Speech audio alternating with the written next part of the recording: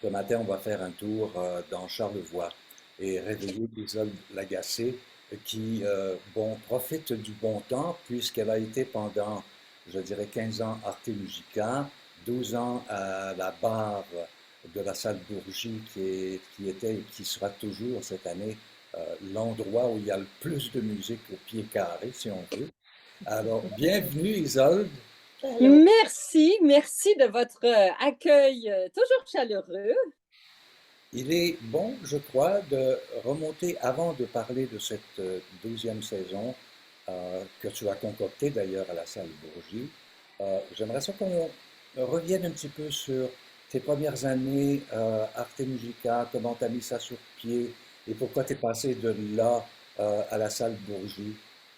Mais Arte Musica, c'est le nom de la fondation qui a été mise sur pied par Pierre Bourgie avec comme mission de programmer la musique au musée. Et dès le départ, le lieu principal de diffusion avait été planifié comme étant la salle Bourgie, la salle donc qui occuperait le lieu de cette ancienne église Erskine and American qui a été transformée par le musée en salle de concert à cause de la création d'Arte Musica. Alors, les premières années, la salle n'était pas construite, mais c'était déjà le plan. Alors, c'est pas que je suis passée de Arte Musica à la salle Bourgie, c'est que je suis arrivée à Arte Musica avec la mission de réaliser cette programmation musicale au musée, principalement via la construction, la rénovation et la construction de cette salle qui a finalement ouvert en septembre 2011. Mais vous comprendrez que si on ouvre une salle qui est toute bien équipée et qui a déjà une programmation, il faut commencer pas mal avant, là, quelques années avant. Donc, dès mon entrée en poste à Arte Musica, j'étais seule, mais j'ai tout de suite, la première année, travaillé avec les architectes, scénographes, acousticiens, pour faire de ce lieu qui était une église une salle de concert telle qu'on la connaît maintenant. Et qui est Et j'ai absolument déjà, magnifique. qui est absolument magnifique. D'ailleurs, c'est la raison principale pour laquelle le musée voulait l'acquérir. C'est qu'elle a d'abord une collection de vitraux Tiffany exceptionnelle, je crois la plus belle au Canada. Mais aussi, c'est un lieu intime, c'est un lieu qui servait déjà pour la musique. Hein. Au Québec, les églises, il y en a beaucoup. Puis bon, qu'est-ce qu'on fait avec? On fait des condos ou des salles de concert. Alors moi, je suis dans la lignée de celles qui préconisent d'en faire des salles de diffusion de la musique.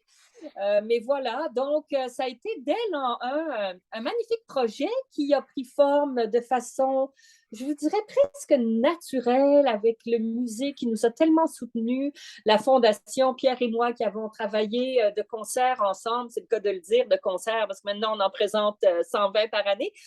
Et tout ça s'est fait, je vous dirais, un peu plus vite qu'on pensait et avec plus de succès et plus d'éléments positifs on n'avait pas vraiment planifié tout ça. Moi, je pensais qu'on ferait 30 concerts par année, qu'il y avait déjà beaucoup de musique à Montréal.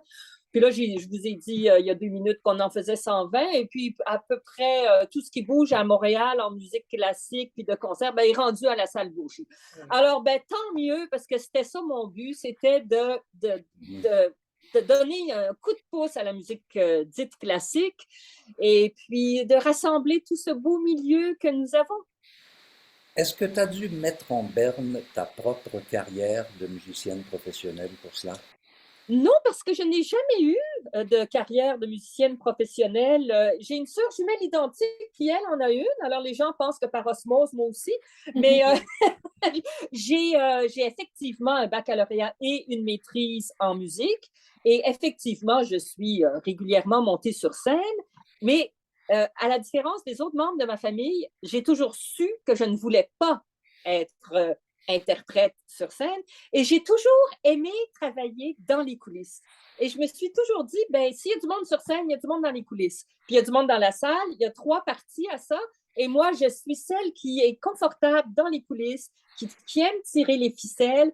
Et c'était vraiment clair, même quand j'étais à la fin de mon adolescence, j'ai voulu faire une maîtrise en musique parce que ça allait de soi pour moi que je devais savoir jouer. Mais j'ai absolument pas voulu développer de carrière. J'ai rien fait pour ça. Et effectivement, tout de suite, je me suis dirigée dans l'organisation des concerts, l'administration. Je suis devenue directrice du conservatoire, etc. Donc, je suis restée dans le milieu, mais sans la pratiquer. Il y avait bien assez de mon père, ma mère, ma soeur, mon frère, ma fille, mon fils, etc. Il y en avait bien assez sur scène. Je n'avais pas besoin d'en rajouter au paquet. Là. Oui, Alors, si on parle du premier concert à la salle Bourget, ce sera... le 18. Alors, notre concept d'ouverture, c'est Oui. avec l'ensemble Caprice, dirigé par Mathias Maute. Alors, l'ensemble Caprice est en résidence, présente sa série à la salle Bourgie depuis des années. Il a été, je l'ai invité plusieurs fois pour, entre autres, l'intégrale des cantates de Bach et d'autres projets. C'est un de nos bons orchestres baroques. Et Mathias m'a téléphoné il y a à peu près 1 an et demi, 2 ans. Puis je commençais à dire, ben, je vais prendre ma retraite, à un moment donné, je ne serai plus là. Je commençais à jeter, semer cette graine-là. Puis Mathias me dit, oh mon Dieu, Isole, tu prends ta retraite, je voudrais t'inviter à un concert carte blanche où tu programmerais un de nos concerts. Et j'aimerais ça que tu parles de ta vie en musique, que tu racontes comment c'était quand tu étais jeune, qu'est-ce qui t'a amené à faire ce que tu as fait. Et puis, j'ai dit, ben, écoute, oui, bien sûr. Moi, quand on m'invite à faire quelque chose, là, je n'ai jamais dit non de ma vie, que ce soit au restaurant, que ce soit pour... Donc, évidemment, j'ai été touchée, j'ai dit oui. Et là, je me suis concentrée sur mais qu'est-ce qu'on va programmer? Alors là, c'est un concert que je programme. Tu sais, ma vie en musique, ça devrait normalement être une série de 22 concerts étalés sur 5 ans, là, si je veux y arriver. Mais là, j'ai un concert avec l'ensemble Caprice. Alors, j'ai pensé évidemment à la spécificité de cet ensemble et qu'est-ce qu'on pouvait mettre en valeur en lien avec ma vie, mes expériences musicales et cet ensemble. Et puis, j'ai décidé de, entre autres, mettre en valeur certains instruments que nous avons à la salle. C'est une chose qui me tient à cœur. J'ai bâti quand même une petite collection d'instruments à clavier, mais je dis petite dans le sens qu'il n'y en a pas 2000, mais pas petite dans le sens de sa qualité.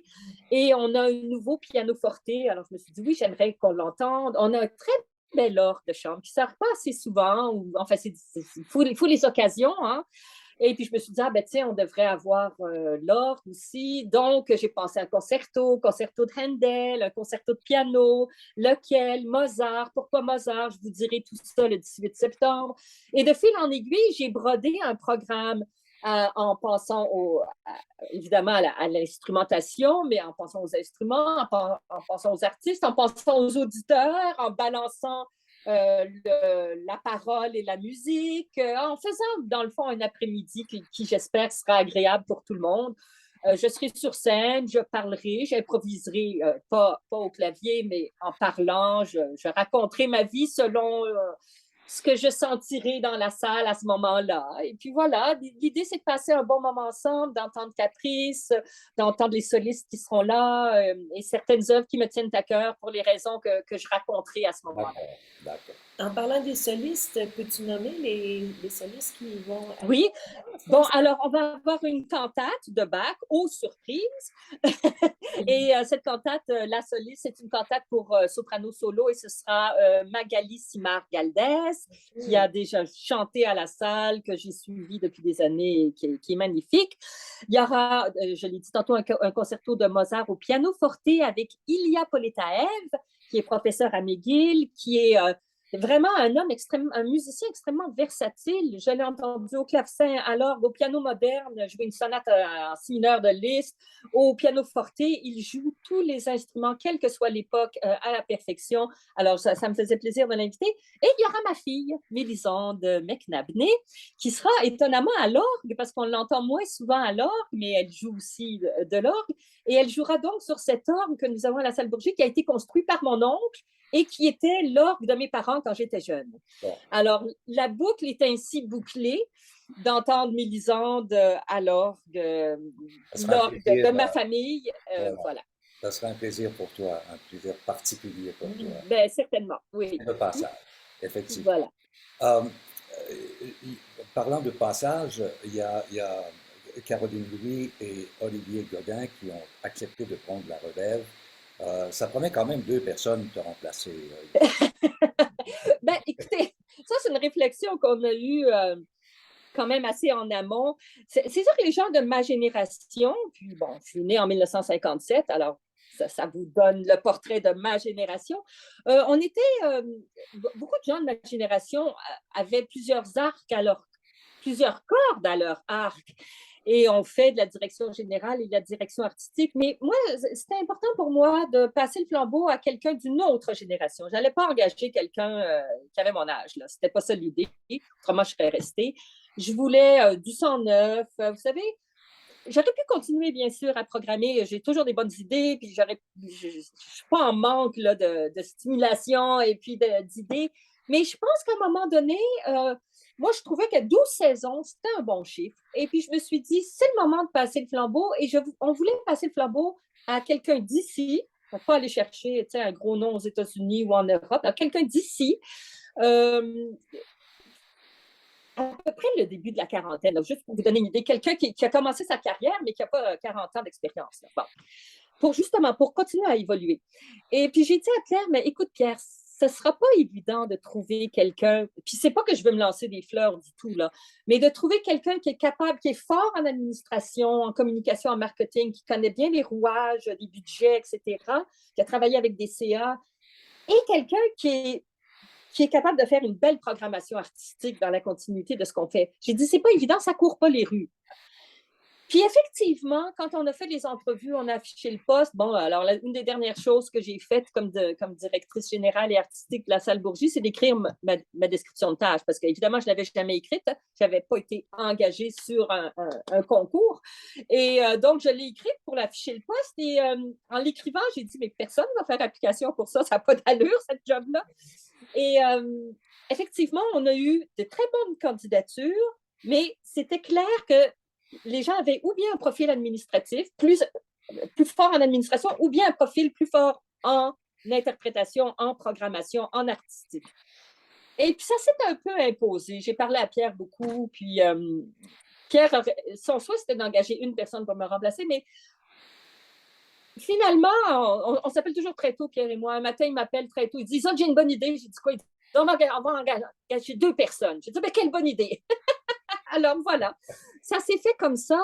On avait 2 très bons candidats. Et les 2 sont, Caroline Louis, elle a une formation de pianiste, mais elle a toujours travaillé dans l'administration. Elle vient de l'OSM, elle a beaucoup d'expérience, elle vient de finir son MBA. Elle est forte en administration. Je la regarde aller, là, vraiment, je suis impressionnée. Et puis Olivier, lui, il est fort en artistique, mais il a aussi géré des ateliers, des ensembles, des festivals, des académies.